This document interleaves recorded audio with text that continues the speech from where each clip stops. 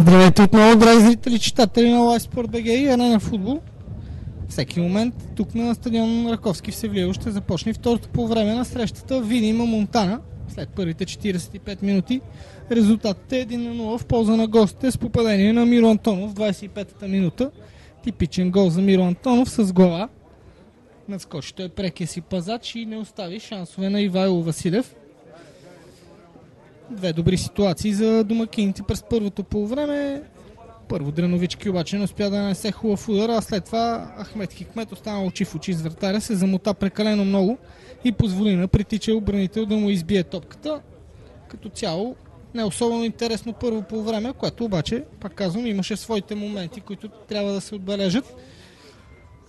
Припомням, в първия матч от днешния ден ЦСКА разби Черноморе с 4-1, а кръгът започна още вчера с двубоя Локомотив София Миньор, който пък завърши при равенство 1-1. По-късно днес от 5 часа Берое срещу Светкавица Спорт ОМБГ. От 5:30 телевизионен матч Лудогорец Литекс. От 7 часа Черноморец Ботев Враца отново в LiveSport.bg и утре са двубойте Локомотив Пловдив Славия и Калия Кралевски. Начало на второто полувреме даде главният съдия от София Вихрен Манев. Домакините от Севлиево и играят с топката. Една промяна има. Още в 38-та минута Християн Кожухаров бе заменен от Ахмед Хикмет. За момента не виждам други промени да са извършили двамата наставници. Затова ще ви съобщя и имената на 22-мата на терена. За Видима на вратата Ивайло Василев и пред него Дреновички, Стойчев капитан на отбора. Християн Кожухаров започна мача, но както казах вече бе заменен от Ахмед Хикмет и продължаваме с Руслан Иванов, Християн Тафраджийски, Максим Стойков, Ангел Русев, Пламен Кожухаров, Цветомир Панов и Михаил Минков.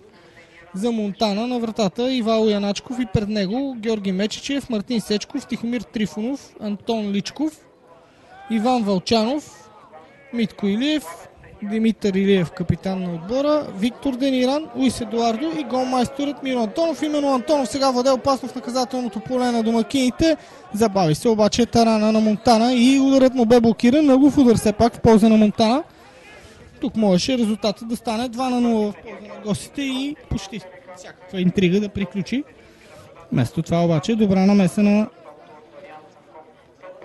защитник и само ъгов удар в полза на гостите.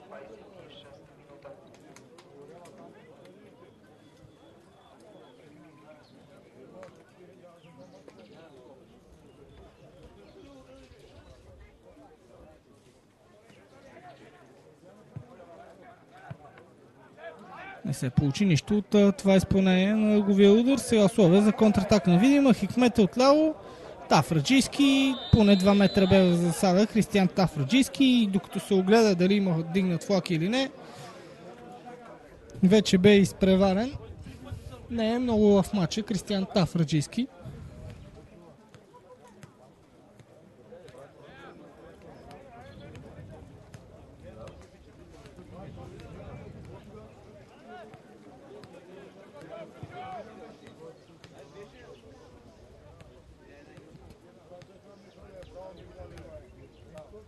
Отново не се получи тази атака на Монтана. Търси сега обаче в полза на гостите.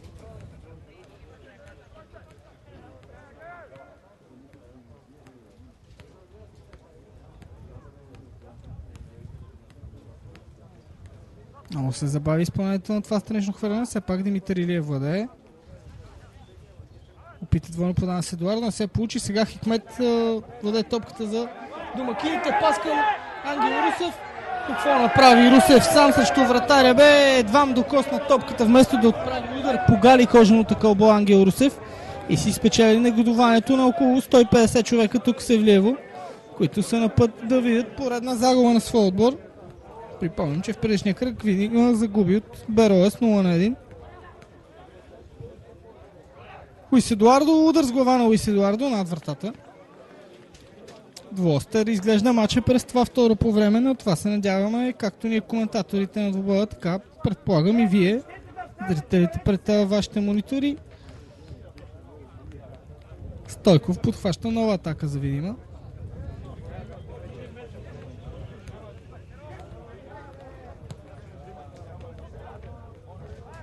Добра намеса там на Сечков.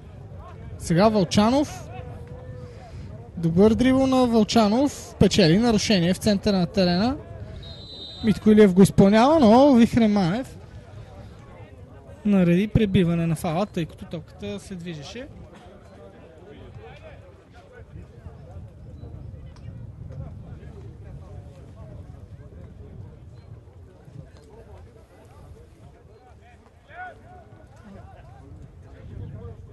Отново Монтана владее кълбото, получава Личков. Не виждам Виктор Дениран на терена. Вместо него в игра с 5 номер Борислав Борисов се е появил на почивката. Ето, че е имало промяна и в състава на Монтана. Борислав Борисов е преотстъпен от Литекс. Ангел Русев сега опита хитро подаване на Русев. Отново той задържа. Ще има ли удар на Ангел Русев? Не, подава към Стойков и 1-1. Футболиста с номер 14 Максим Стойков изравнява резултата, след като тук продължителен рейд на Ангел Русев завърши с подаване към Стойков, който по диагонала с хубав шут с левия крак Матира Яначков. Ето, че показаха живец домакините. Резултатът вече е 1-1.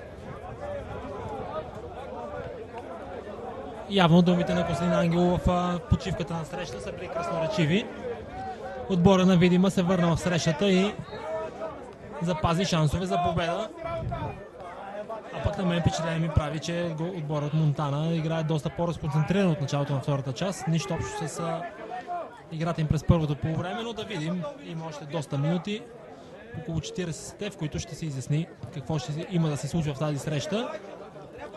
Иначе Видимо организира доста добра атака и пасът наляво към Стойков беше много добър.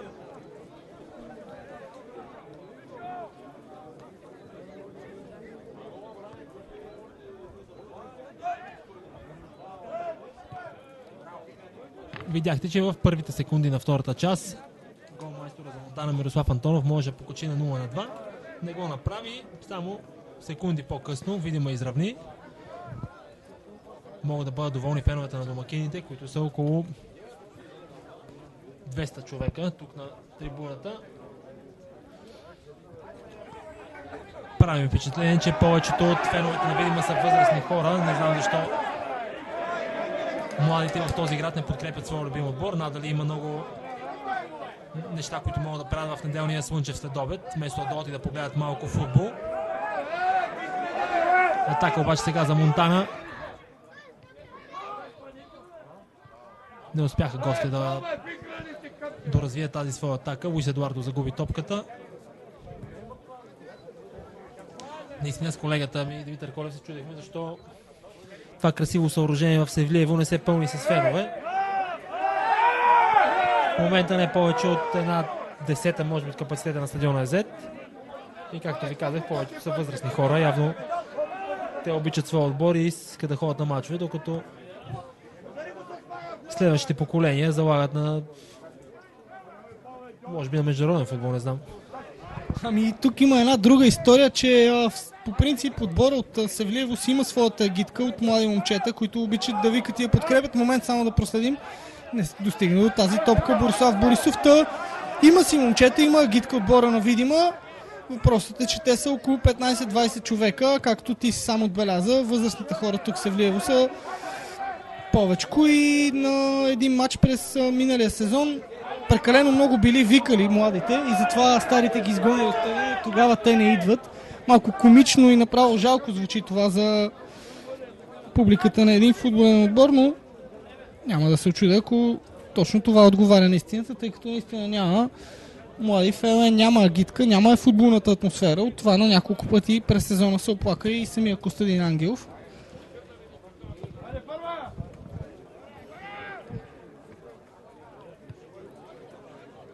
Изсипана топка към Миро Антонов. Надскочен бе този път. Тарана на Монтана. Матчът започна от начало, след попадението на Максим Стойков. И видимо има достатъчно време да се добере до така желаната победа. Хикмет сега владее в опасна близо до наказателното поле. Отнета му обаче топката. Вълчанов Спечели си там нарушение Вълчанов, няма такова. Пасът е за Ангел Русев. Прекалено нисък е Ангел Русев, за да играе с топката във въздуха. Може би най-ниския на терена. Заедно с Вълчанов от състава на Монтана. Димитър Илиев сега владее. Подава надясно. Луис Едуардо. Не се получи с паса си бразилеца. Ахмед Хикмет.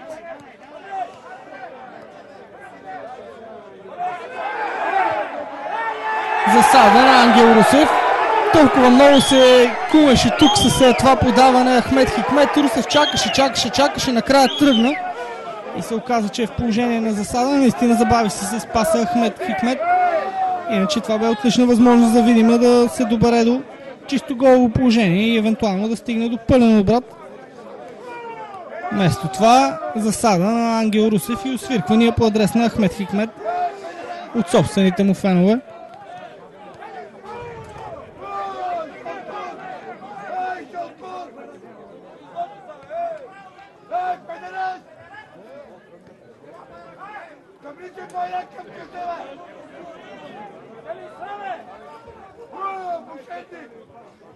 Кожухаров.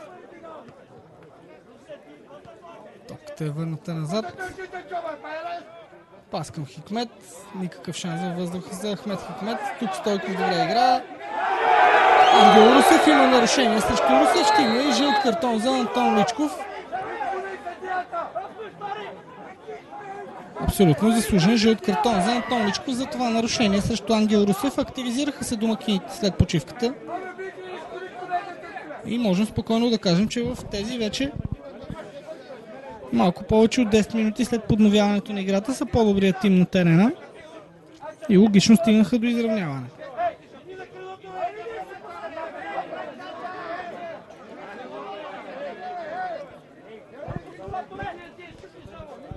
Сега дали ще има нещо заучено при това положение? Да, разиграха късо Кожухаров и голмайсторът Стойков. Центриране на Стойков. Не успя да играе добре с топката. Негов съотборник и Кълбото напуска очертанията на терена, излиза в аут.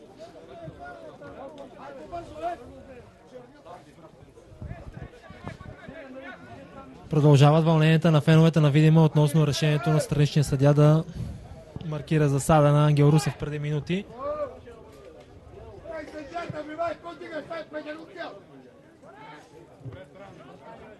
Така хора на доста сериозна възраст.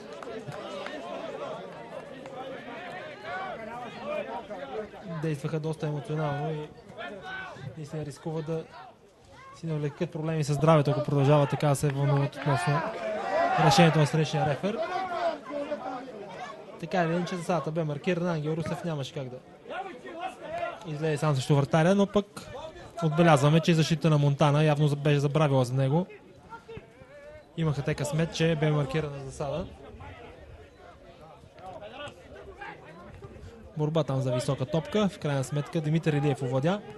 Подаде на Луис Едуардо, който с мек пас намира свой съотборник на задното поле. Центриране може би отляво. В крайна сметка само ъглов удар. Претендира там Борислав Борисов, влезе като резерва футболист, че играч на Видима играл с ръка в наказателното поле. Дори да имаше такава, това бе абсолютно неволно, а пък и положението не бе такова, че да бъде отцелена дуспа. Топката бе центрирана, нямаше удар към вратата. А и ситуацията се случи доста близо до... Топката бе изрита много отблизо до тялото на защитника. Нямаше той как да се предпази. Дърновички чисти си силно към страта на терена и даде началото на нова контратака за Видима. Дясно Тавраджийски е свободен. Дали той ще центрира топката. Забави се, центриране в крайна сметка. Разминаха се там защитниците на Монтана. Атаката обаче продължава този път отляво. Ново центриране. Определено в последните минути Видима пренесе играта в половината на Монтана. Удар сега, опит за удар от около 19 метра. Топката рикошира в кръка на бранител и даде възможност на вратаря Денячков да лови, който постави началото на атака за Монтана. Иван Вълчанов се понесе по левия фланг, проби през трима, мина това момче и там доста комичен удар на Димитър Илиев. Не успя, той искаше може би с външен фаут да отправи този изстрел към вратата, но не му се получи, той пък излезе в аут.